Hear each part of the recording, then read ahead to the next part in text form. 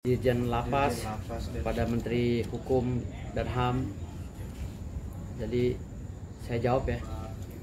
Jadi sebenarnya saya melihat pada kasus Amar Joni ini udah bukan kasus yang normal ya. Karena pemerintah lagi-lagi mengeksekusi Amar Joni melalui putusan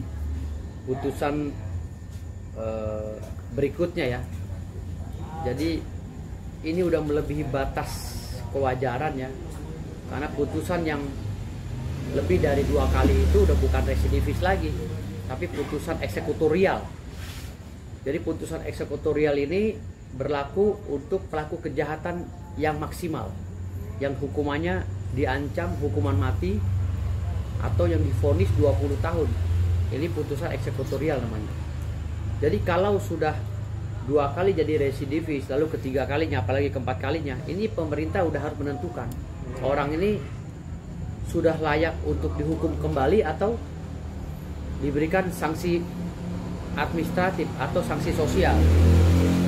Nah, untuk Amar Joni ini saya lihat ini orang pasalnya lagi-lagi pasal pengguna ya. Yang terakhir katanya itu Amar Joni berkumpul dengan kawan-kawannya, lalu di situ ada selinting ganja ya, masuk ke dalam ruangan itu, yang dengan entengnya Kalapas bilang itu kelalaian daripada anak buahnya. Kalau satu linting kelalaian, lantas 5 kilo kelalaian bukan? Kalau berkilo-kilo, berton-ton kelalaian apa bukan? Kalau hal-hal kelalaian ini dibiarkan, maka akan ada kesempatan bagi pelaku kejahatan untuk mengulangi kejahatannya. Katakanlah Amar Joni ini pelaku kejahatan, lantas siapa yang memberi celah untuk melakukan kejahatan? Kok bisa lapas seketat itu bisa masuk ganja selinting? Kita udah nggak usah tutup mata lah di Indonesia ini. Kenapa saya selalu nyindir-nyindir masalah hukum ya kan? Pak Prabowo selalu saya sindir, Pak, hukumnya ini udah lecet kita. Pak Prabowo itu segitu banyaknya euforia ya dalam berbangga hati karena membanggakan kabinetnya. Tapi saya belum pernah melihat kabinet Pak Prabowo itu serius untuk menegakkan hukum, itu aja. Tapi untuk membuat program, saya lihat Pak Prabowo banyak sekali, program-programnya banyak, ya kan. Tetapi untuk menegakkan hukum nggak ada keseriusan. Bayangkan ya, ini sebagian kecil ya pengakuan dari seorang karyawan atau pejabat Menteri Hukum ya, Kementerian Hukum dan HAM, yang mengatakan bahwa mungkin ganja itu masuk karena kelalaian anak buah saya. Kok bisa masuk gitu loh? Lantas di dalam itu berarti banyak sekali kegiatan transaksional terkait dengan narkotika, nafsa ya, gitu. Yang kita tidak ketahui karena itu tertutup sekali. Nah, kasus Amar Joni ini membuka tabir bagaimana buruknya ya penanganan narapidana di dalam di dalam lembaga pemasyarakatan. Nah, buruknya ini harus diperbaiki, bukan kita menyalahkan anak bangsa ya seperti Amar Joni yang menggunakan nafsa itu tadi ya. Lalu kita hukum, itu bukan solusi, tapi perbaiki mekanismenya. Gitu. Makanya saya bilang tadi di sini, kalau sudah berkali-kali Amar Joni ini disidang lagi, diputus lagi, disidang lagi, diputus lagi, negara ini jolim. Negara telah melakukan kriminalisasi terhadap anak bangsa. Apalagi Amar Joni ini telah menyumbangkan 1 medali emas waktu saat Pak Prabowo menjadi Ketua Dewan Pembina Pencaksilat Indonesia. Ini jasanya Amar Joni mengharumkan bangsa juga harus dilihat di sini. Jangan melulu dilihat dari kegiatan dia saat ini, karena dia mungkin frustasi, istrinya udah dinikah lagi sama orang ya kan, anak-anaknya udah tercerai-berai gitu loh, rumah tangganya udah nggak diselamatkan, dia akhirnya frustasi, lari lagi ke narkoba. Andaikan saja lapas itu tidak memberi ruang untuk peredaran narkotika ya, mungkin Amar Joni lain juga tidak akan terpengaruh gitu loh. Pasti mereka akan nggak secara sistem, kalau barangnya nggak ada juga mereka nggak akan jadi pengguna. Tapi hari ini saya bukan berkapasitas sebagai pengacaranya Amar Joni, tapi saya ya Ketua Umum Satgas Anti Narkoba Nasional ya, dan pemilik panti rehabilitas narkoba Yayasan Mutiara Tawon Firdaus. Ini penting bagi saya untuk bersuara. Saya akan mengajukan surat ke BNN untuk menurunkan tim ya analis narkotika NAPSA. Setelah itu apakah layak ini di asesmen, keluarkan surat asesmen, dan apakah layak Ahmad Joni ini yang sudah divonis 3 atau 4 kali direhab. Karena kalau vonis sudah 4 kali apalagi dilarikan Nusa Kambangan, itu ancaman hukumannya harus berat. Minimal seumur hidup. Tapi ancaman hukuman hanya 3 tahun dilari ke sana. Oh, ini tendensius, bos. Kami orang hukum akan protes. Jangan dibolak-balik lah. Kacau begini. Gitu. Jangan sampai Pak Prabowo itu bangga kepada kepemimpinannya, tapi kami sebagai orang pemilik negeri ini, kami rakyat yang mengerti tentang tata kelola negara dan ngerti tentang hukum, ketawa melihat Pak Prabowo. Membanggakan diri sendiri, tapi sesungguhnya kami sendiri tertawa melihat Pak Prabowo. Karena ketidakmengertian pejabat-pejabatnya untuk mengelola negara dengan cara hukum tadi. Hukum ini fatal, bos. Gitu loh. Hukum ini adalah panglima yang membawahi 9 komponen strategis yang selalu saya bilang. Ipolek, Sosbud, Hankamnas, Geodemokonsos. Kalau hukumnya, ya, kalau hukumnya ini lemah, 9 komponen strategis nggak akan jalan, Mbak. Ideologi, politik, sosial, budaya, keamanan, ketahanan, nggak akan jalan, bos. Percuma Pak Prabowo punya ribuan cita-cita, punya ribuan program, kalau hukumnya lemah, melempem, bos. Sekarang Pak Purbaya teriak sana teriak sini, mencat-mencatin orang. Hah? Nangkep-nangkepin tuh Jaksa Agung, nangkep 16 triliun berapa tuh? Coba kita lihat. Memang barang buktinya ada 16 triliun, tapi pelakunya siapa? Kan sampai sekarang belum diumumin pelakunya. Pelakunya siapa itu koruptor? Diumumin dong pelakunya. Kita mau lihat hukumannya berapa tahun. Paling 45 tahun lagi. Karena alasan hakim apa? Dia sudah terlalu baik di dalam persidangan. Gila, maling dibilang baik. Kalau gue hakimnya gue godot, gue siksa sama gue. Sayang aja gue nggak dikasih jadi hakim. Oke, balik lagi ke materi Ahmad Joni, Bang. Kan ini masih banyak soal barang kok bisa masuk di lapas sendiri. Nah, abang sebagai praktisi hukum, tahu hukum, ya kan, harus gimana nih, Bang? Barang kok bisa masuk? Ya kan dia bilang gini, lapas ini kan di bawah Menteri Hukum. Menteri Hukum itu kan di bawah Yusril, Profesor Yusril Issa Mahendra. Kenapa Yusril kecolongan? Berarti Yusril nggak kerja, bos. Yusril itu lupa dengan jabatannya, udah keenakan dia jadi menteri gitu loh. Harusnya dia turun ke lapas, survei, gitu loh. Contoh Pak Purbaya turun kan? Pak Purbaya kan hebat tuh, turun, mau sidak, bea cukai dan lain-lain. Yusril apa kerjanya Pak Yusril? Hah? Ngopi di kantor. Gak zaman, bos, zaman sekarang pejabat kayak gitu. Tapi ada wewenang yang kita anggap bekerja juga, yaitu justru dia adalah penggeraknya, dia Menko Polhukam, Menkumham. Dia tuh tunjuk Menteri Hukum, tolong dong sidak itu. Menteri Hukumnya juga melempem kok. Gitu loh. Ganti semua. Mumpung Pak Prabowo ini masih 3-4 tahun lagi. Ganti, belum terlambat. Pak Prabowo ini sekarang lagi disayang rakyat loh. Disayang rakyat, tapi pada saat eksekusi hukumnya tidak sesuai, rakyat kecewa lagi, bos. Oke, Bang. Kabarnya ini, Bang, para petugas-petugas yang terlibat dengan masuknya barang ke Ahmad Joni tersebut di lapas, kabarnya sudah dipindahkan juga ke Nusa Kambangan, Bang. Dimasukkan ke Nusa Kambangan juga. Tanggapan Abang, Bang? Udahlah, kalau itu udah kacau balau, itu mah masukin ke Nusa Kambangan biar bisa orang nggak bisa ngelihat. Padahal dia turun di jalan, mungkin main kemana, ke mall, ke Pondok Indah, ke Singapura. Udahlah, permainan itu udah anak kecil juga tahu di Indonesia main sabun itu namanya. Nggak usah sok-sok inilah. Lo cerita depan kita yang udah lama lahir. Ari-ari gue ditanam di Monas, gue tahu semua sejarahnya. Bagaimana orang kegiatannya di Monas itu kayak apa? Hari-hari gue ditanam di Monas.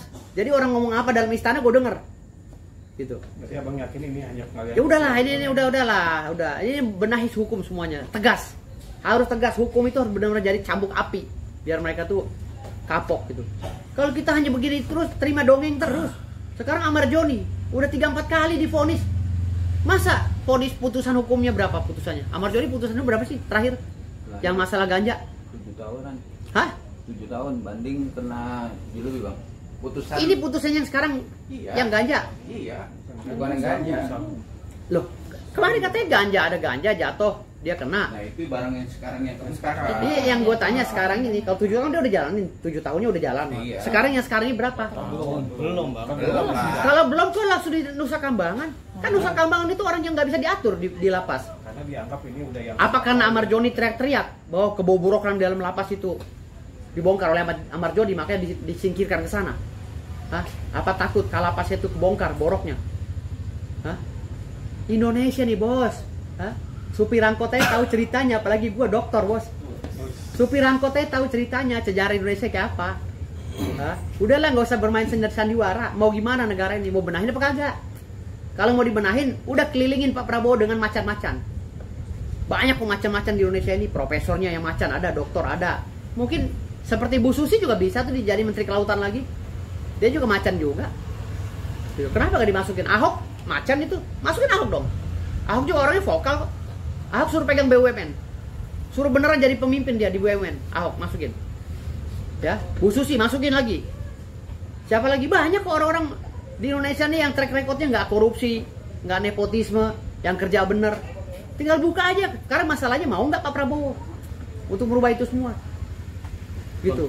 Dalam kasus Amar ini kan adiknya dan juga pihak keluarga itu kan menanyakan ya, dan protes lah bisa dibilang kenapa kakaknya ini dipindahkan ke Nusa Kambangan. Bahkan kan Dijennya juga sudah bilang bahwa ini tuh hanya bukan pengedaran tapi lebih ke penemuan selinting ganja itu di lapas. Ya, selinting ganja itu harusnya dijadikan dia itu sebagai pengguna saja, direhab. Jangan lebay lah itu pemimpin lapasnya juga tuh. Pemimpin apa sih yang ngomong itu?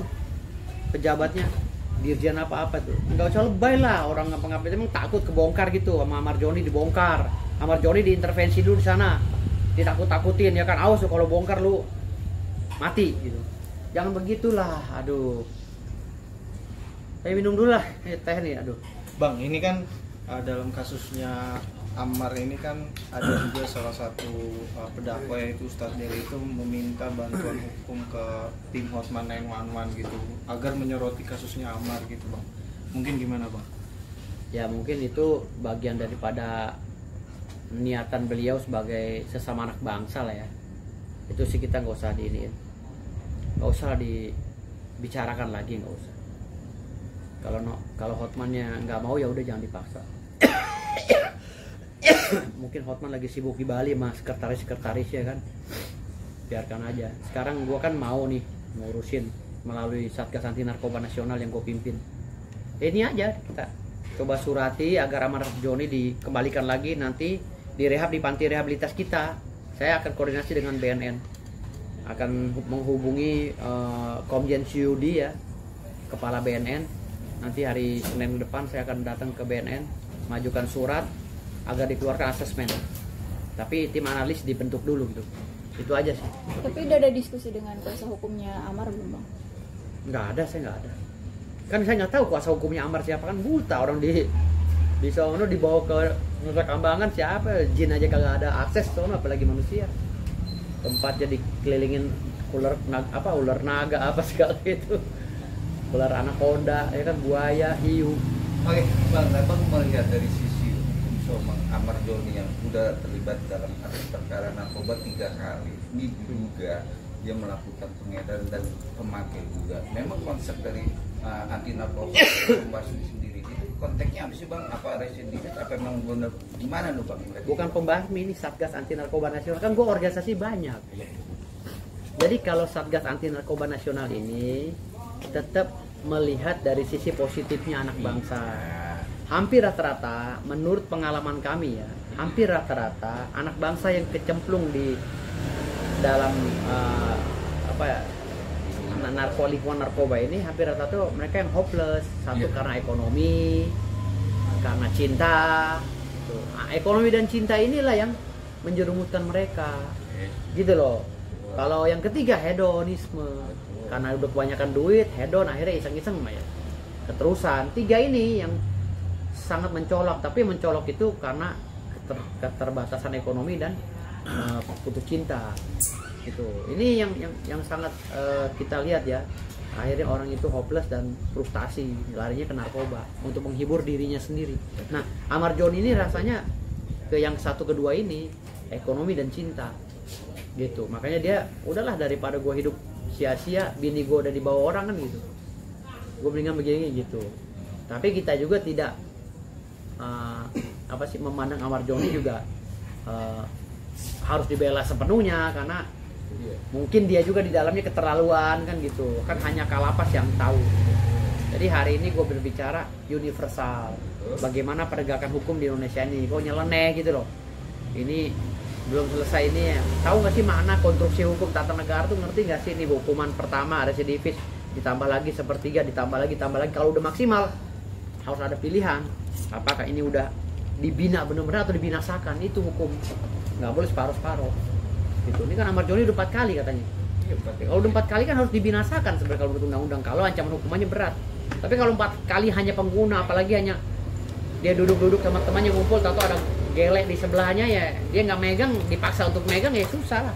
Itu namanya kriminalisasi hukum. Ya direhab aja, dikeluarkan, direhab, dibina. Apalagi dia pernah bawa medali kan, medali emas waktu dia konsen di Pancasila kan gitu. Bang, ini kan perkaranya kalau nggak salah kan Januari, bulan Januari.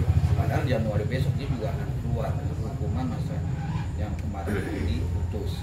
Iya. Dan akhirnya keblokap. Ada dugaan-dugaan banyak pihak dari kuasa hukum atau dari sahabat sendiri dalam proses berjalannya permasalahan ini adalah negosiasi untuk kesepakatan terindikasi untuk tidak digolkap ini. Ini unsurnya oknum-oknum ini juga bermasalah juga dalam proses ini, Pak. Ya mungkin oknum itu takut kebongkar rahasianya di dalam sama si Amar, karena Amar udah banyak banget ngeluarin berita keluar kan, ngebocor-bocorin tentang kegiatan di dalam lapas, sehingga Kalapasnya ketakutan lalu disingkirkan Amar ke sana, didoktrin dulu. Kan bisa juga dilakukan elistasi atau apa sih istilah tuh gitu. Kan bisa didoktrin dulu agar Amar itu tidak buka mulut. Kan bisa juga gitu.